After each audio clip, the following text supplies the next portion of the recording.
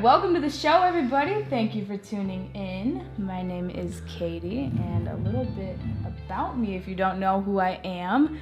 I am a mountain town native with a passion for all things outside, and this season, on this episode, I'm going to be diving into a pretty hot topic within the ski industry right now, which would be the Mega Pass. For those of you who don't know what the Mega Pass is, it's a form of a season-long ski pass that allows entry into multiple different mountains. Think Epic or Icon. Whether you want to ski Vail, Beaver Creek, Park City, that's going to be on one pass along with like 40 other destinations.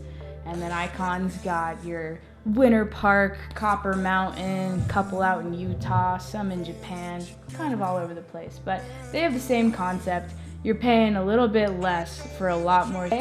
And I will be sharing a little bit of my own experience about what the Epic Pass has changed my life and what the Icon Pass has done for me as well.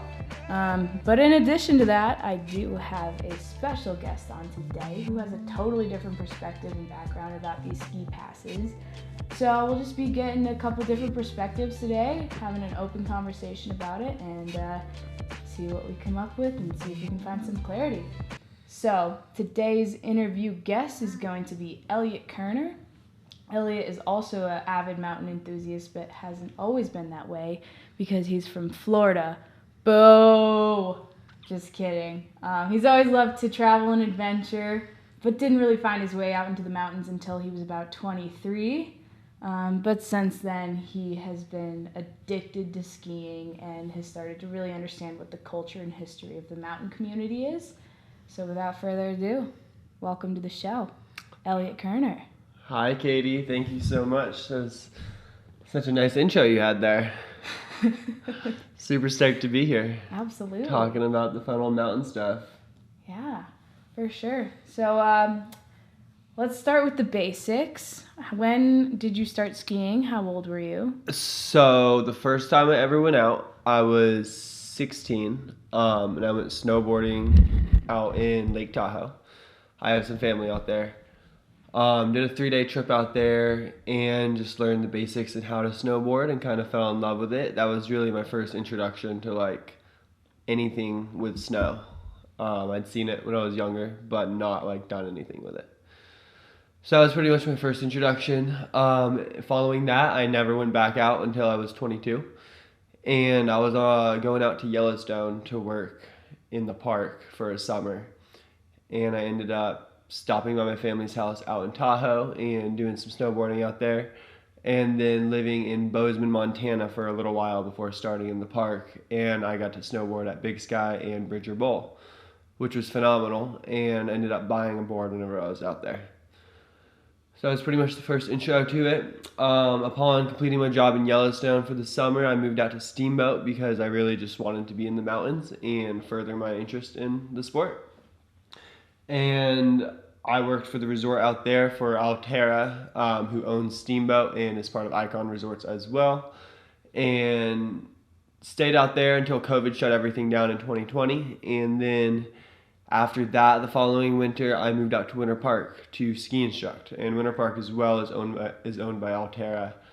Alterra owns a lot of mountains that are on Icon. They started Icon, but as well, Icon has like Boyne Resorts and a few other mountains or more independent mountains that are owned by Alterra that have joined the pass system for typically like a limited number of days on the pass.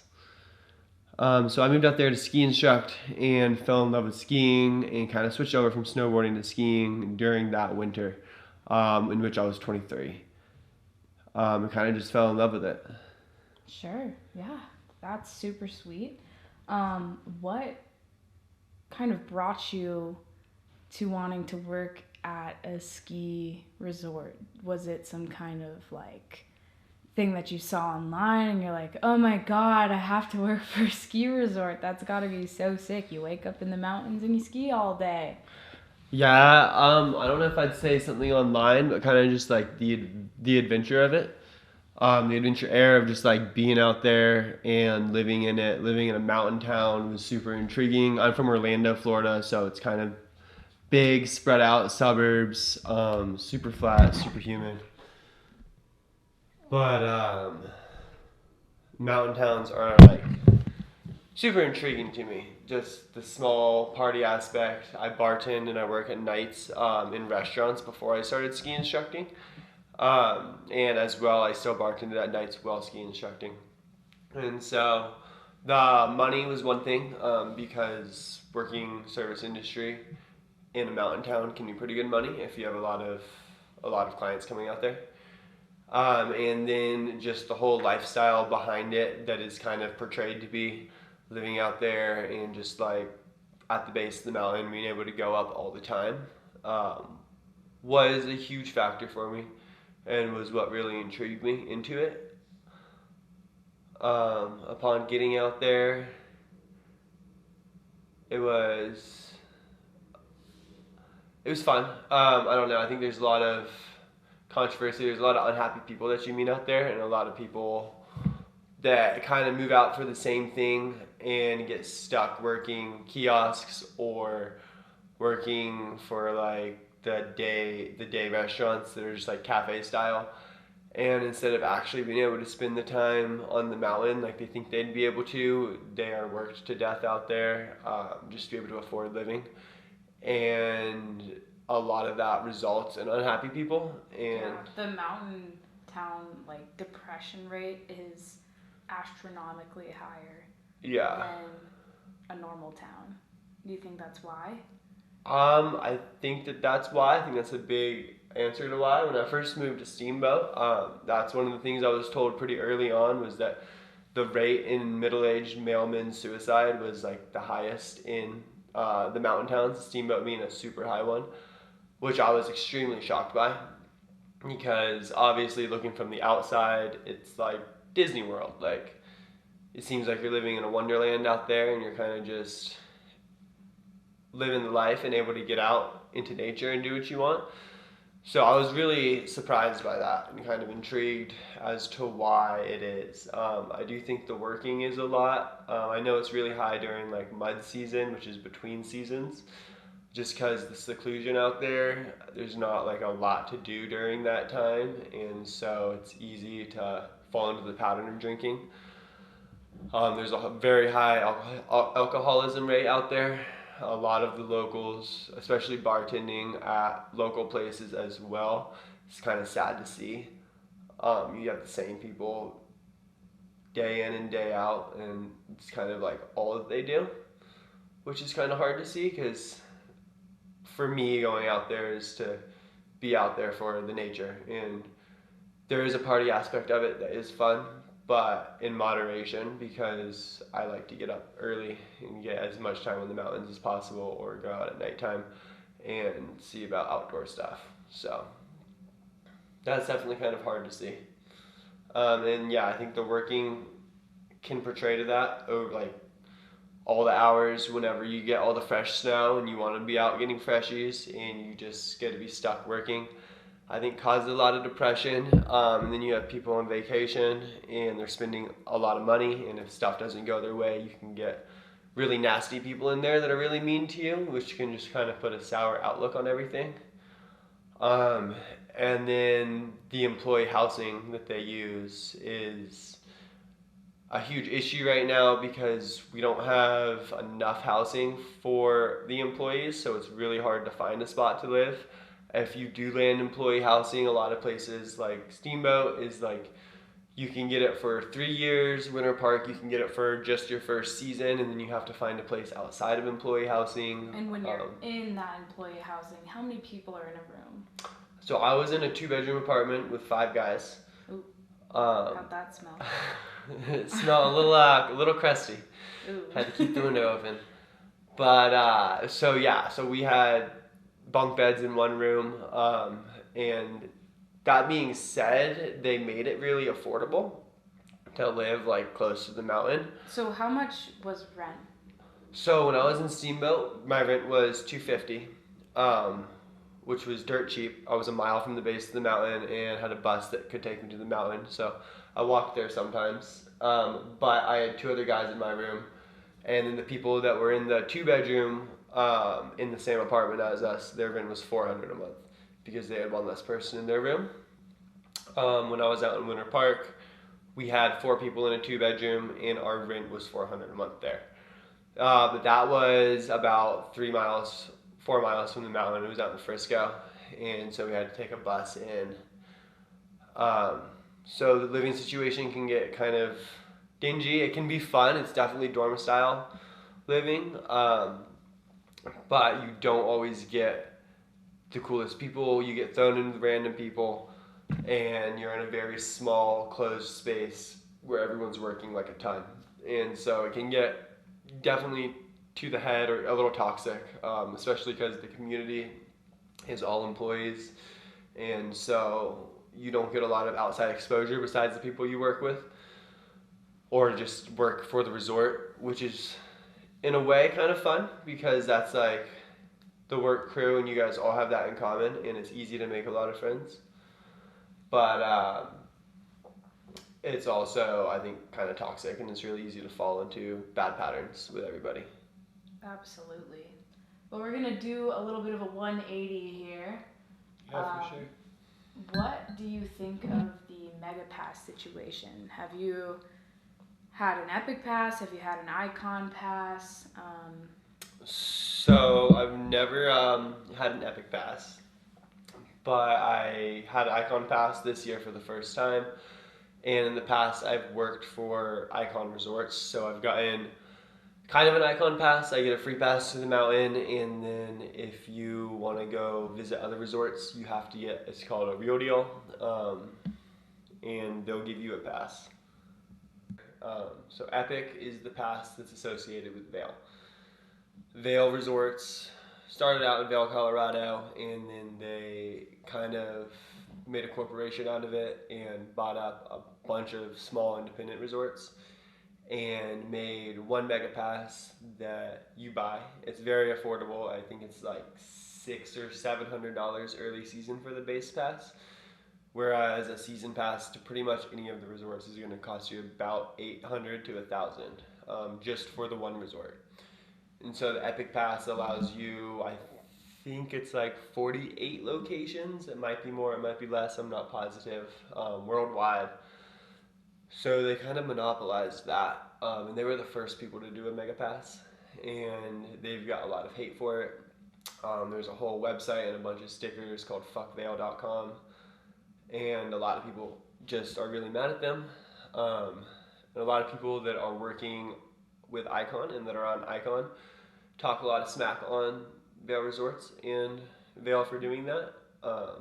Essentially, I think Icon is the same thing, but they try to pose the image that they let the resorts retain their independence rather than slapping their name on everything, which is the main difference. And then Icon, like I said earlier, Alterra started Icon and owns a lot of the resorts on Icon. And then a lot of the resorts you'll get like 5 days that you can ski at instead of unlimited skiing, and those are independent resorts or they're Boyne Resorts, who's another company that owns a handful. But they're as well in the Icon deal, and it's not just exclusive to Alterra. That being said, I think it makes it really affordable. I think the industry, from what I've heard from my uncle, was kind of dying to get like a lot of skiers out there, and it's very expensive. And so opening this mega pass allows more people to be able to afford it, allows you to be able to travel and actually like visit different ski areas and different ski resorts. Rather, before it would be like if you wanted to go ski at a resort for 4 days, the day tickets alone would cost you like $600 to $700, which is how much the Epic Pass costs for your home resort, and then to go out and ski at these other resorts. So then you're just paying lodging and food, which isn't necessarily cheap in a mountain town, but a lot more affordable, especially for a family if you're taking a family out. It's because day passes alone are like $200 at most resorts. So there is a really good side to it, I think, and I think it's keeping the sport alive and allowing a bigger demographic of people to access it instead of just the rich and famous like it was kind of posed to be for a really long time. And then there's also a really bad side of it where they're coming in and kind of like monopolizing these little independent ski towns, like where you grew up. And I never had that growing up. I never experienced any of it before this. I have been to some independent resorts and they're really cool. Bridger Bowl is one of my favorite resorts, and they are a nonprofit local resort. They still have like $80 day passes, $50 half day passes.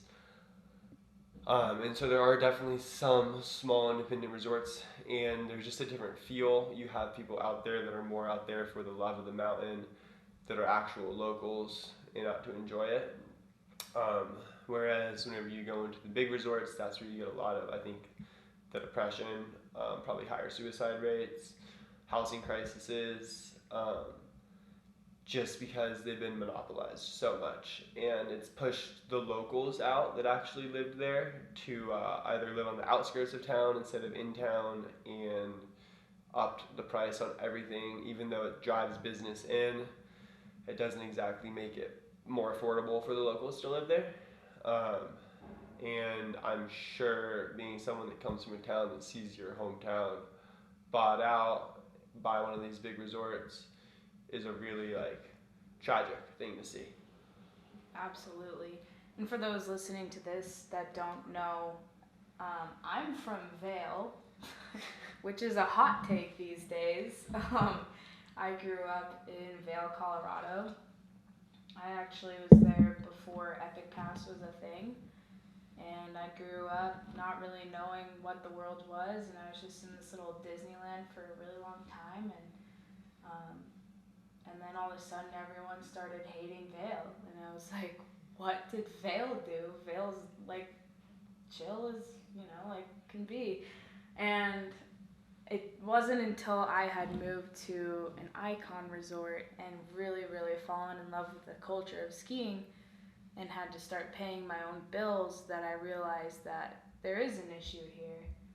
That being said, I, along with millions of other people, are really benefiting from the accessibility to having a season pass that allows you to go anywhere that you want.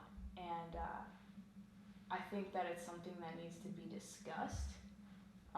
So, Eliot, has the Megapass done more harm than good in your opinion, or would you say that? I think that's a really hard thing to key a Koerner term on. I think that's kind of perspective on that part. I think that it has done. I think it has done a lot of harm to small towns, to some locals that have grown up there. And I think that it has brought a lot of good new perspectives in. It's allowed people to see a lot more of different areas of America. I think change is inevitable in life, and it's something that happens and people don't like and people don't want to see. It's one of the scariest things. And I think it's just one of those things where everything's kind of changing and progressing, and that's just one of the things that's going to happen. I think if you're going to stay bitter at it, then you're not going to be happy. And there's still small independent ski resorts that you can go move to if you feel a lot of hate towards it and it's making your life miserable. I don't think they should buy up in all of them. I think that some should still stay independent if they can afford it, and they can keep that going so that you have an option if you want to go to a big one or if you want to go to small ones. I know there's still quite a bit of independent resorts out there. That being said, I don't know if it did good. What do you think, Katie? Um, it's really hard to say. This sport is a dying sport that was born for the rich old white people, men specifically. And it's seen a huge, huge hit of millions and millions of people less each year. People are leaving the sport. People don't care about skiing anymore. Climate change is making conditions worse. There's so much that goes into it. And just affording rent if you're not a skier is hard enough, especially in out west where everyone's seeming to move. And then on top of that, you have to pay for lift tickets and skis and boots and poles and gloves and helmets. Oh my God, there's so much to it. So I think if there's something that we can do to include as many people as we can for the sake of the sport, we should do it. I just think that it's been done in a really, really gross, greedy way. At least for Epic, I'm sure the icon is similar. There's been a lot of PR nightmares for Vail this year alone. There's been some strikes. There's been a lot of online social media engagement talking about what Epic has done for the ski community. You know, when a ski patroller who's out busting their ass from 6 a.m. to 5 p.m. every day is getting $14 an hour at a starting rate, and people that are in the food industry are getting $60 for a banquet, that seems unfair, and like the motives behind the sport are all discombobulated right now. Yeah. So, in my opinion, we can't be having people from Texas who have never skied a day in their life dictate what skiing is to millions of people. We need perspective from locals to be in the mix, and we need perspective from obviously super important business people to be in the mix. Like, it takes a village, but right now it's just like the Walmart of skiing right now. Mm-hmm. So I think we need to make it a little bit more of a level playing field, especially for the employees. Yeah. I was down car camping in Aspen over this winter during one of the storms, and talked to some locals that were really unhappy there. Really mad. One of the girls I talked to had been there for 20 years and loved it, and she loved being there, and she said that since COVID there's been a huge change there. Sorry, since we're on a talk about Texans, people coming out. And Aspen's always been like the playing ground, like the rich of the ski world, where all the millionaires are. And she was really upset, and I got to talking to her about what it was that's like changed, and she said that after COVID all the billionaires came in and bought out all the millionaires. And she said the big difference is the millionaires would be out there for the environment and for skiing, and even if it was their vacation house, they would be really cool. She was in the food industry, and they would still treat the locals cool. They would party with the locals and hang out with them. And if they had like a mother-in-law suite or an extra room in their house, they'd rent it out at an affordable price so that they could have people working on the mountains. And then after COVID hit, a bunch of really rich people, mostly like Texans, came out and bought all the spots out there because it's remote, and they realized that if the world shuts down, they have something they can go do and a backup house they can go live in. Except that what they were talking about, and she was saying specifically, is unlike the other crowd that was there of millionaires want nothing to do with any of the locals or anyone that works there. They don't want to get to know them. They don't want to talk to them. They just want them to serve them and get the fuck out of their face. So that sounds like they used to be pretty happy there, and a lot of that's changed. Which I know it's kind of different than the Mega Pass situation. Aspen is on the Icon Pass if you add it on.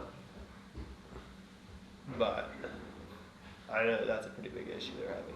Yeah, definitely the housing crisis is starting to become very apparent, and it's because these little towns that used to be in canyons and out on the plains like Steamboat, they can't handle the capacity for what skiing has become.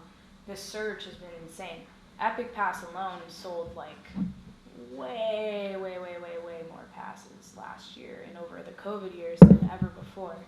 So, you know, you get some money involved. I think that the wealth gap is one of the hardest issues right now. And it's not like we can tell people, hey, you're so rich, you can't live here, fuck you.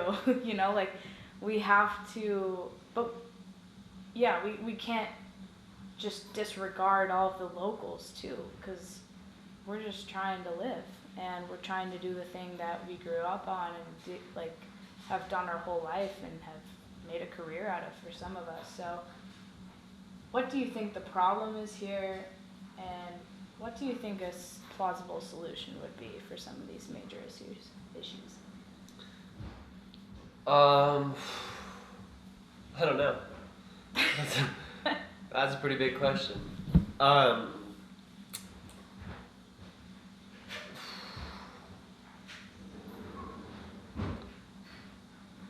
have no idea. The Mega Pass, like I said, is there. I don't think it's necessarily a problem or good. I think it's in perspective a little bit. But I think that it would be a problem if we were losing, I don't think the industry is there to make money, but you still need to be able to run resorts. If you're doing resort skiing and have people out there, a lot of people, because it's not cheap to run cats, to plow, to groom runs, and to run chairlifts and everything that goes into a resort. Even if it's like Brighton, where they have 5 lifts, and it's pretty, not a huge resort, but they have a lot of good terrain, it still takes a lot to go into it. And so I think that having the Mega Pass helps with being able to keep the sport alive and keep them going. But like you said, it's kind of grown in maybe a bit of a greedy way. But I don't know what the solution could be, because it's there to help the sport continue. I think paying employees better is good. I know that Vail is now supposed to up that this upcoming season. Ski patroller is going to start at $21 an hour. I think housing is a big thing that needs to be addressed. They need to have better housing for employees. Maybe not cramming as many people into one, even though they do that so they can fit more. Maybe if they could dedicate some of these hotels that are out there that they're booking up just non-stop, fully booked, if they could cap how many people can visit a town at a time. The reservation system during COVID for mountains was really fucking annoying, but I think that that's a really good cap to have, because you sell X billion Epic Passes and you have, say, Vail can hold, I don't know what the numbers are, but say 300,000 people adequately to ski at Vail. And all of a sudden one day you have 500,000 people that decide to all go ski there. There's no reservation system, there's no cap on it, so all the ski lifts are going to be fucked. You're going to be waiting an hour and a half in a ski lift. No one's going to really have a great time, and then the people out visiting are going to be upset because it's going to mess up their vacation, and then they're going to unleash that on the employees. So I do think having a reservation system is very important. I know Deer Valley still does that because they're a very nice posh area, and they want they want their skiers to be able to enjoy the mountain that's not overcrowded. When it's overcrowded, there's more crashes, there's people running into each other. It's a very dangerous sport, and you can get seriously injured if somebody takes you out, or if you take somebody out. People die every day doing it.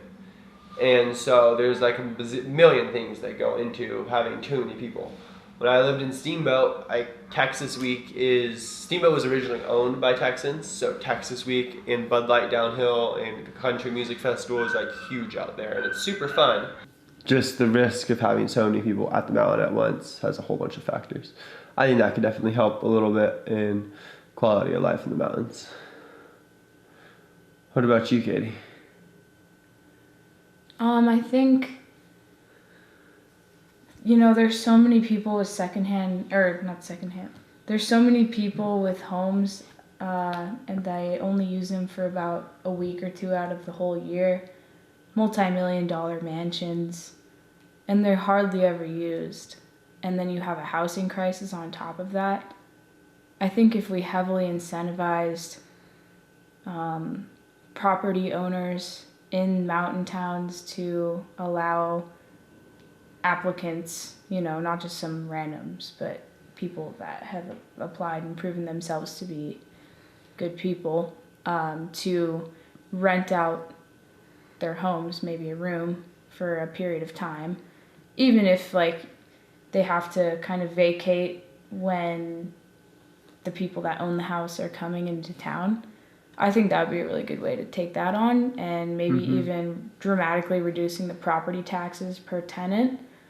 But that's just, I have no idea how anything works, but just from my own perspective, I've been priced out of my own hometown, and it doesn't make any sense to me because all I see is beautiful, beautiful multi-million-dollar mansions by the hundreds, thousands, and nobody ever uses them. It's really, really off-putting. It's like, it feels like they're just kind of a prop almost to make a ski town look nice.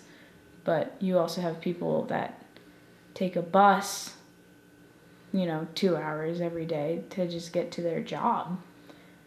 And that's kind of my biggest thing, is just like, why don't we give some incentive for that? Yeah. Other than that, I don't really know.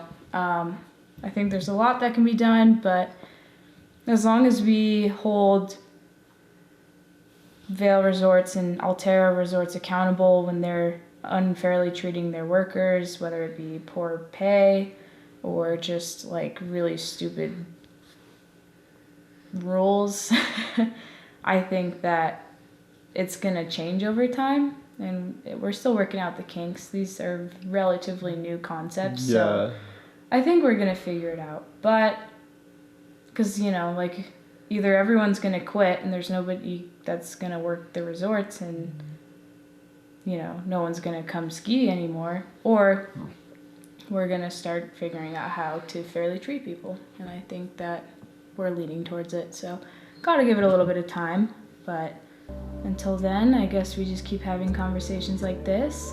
And yeah, that's all the time that we got today, Eliot. Thank you so much for coming on. Thank you, Katie. Absolutely. If you want to drop some Instagram where people can find you. Yeah, Eliot Ko, ELIOTKOE on Instagram. That's pretty much the only social media that I use, and I'm not super active on there. Or you can check out my portable bar, Proof 96,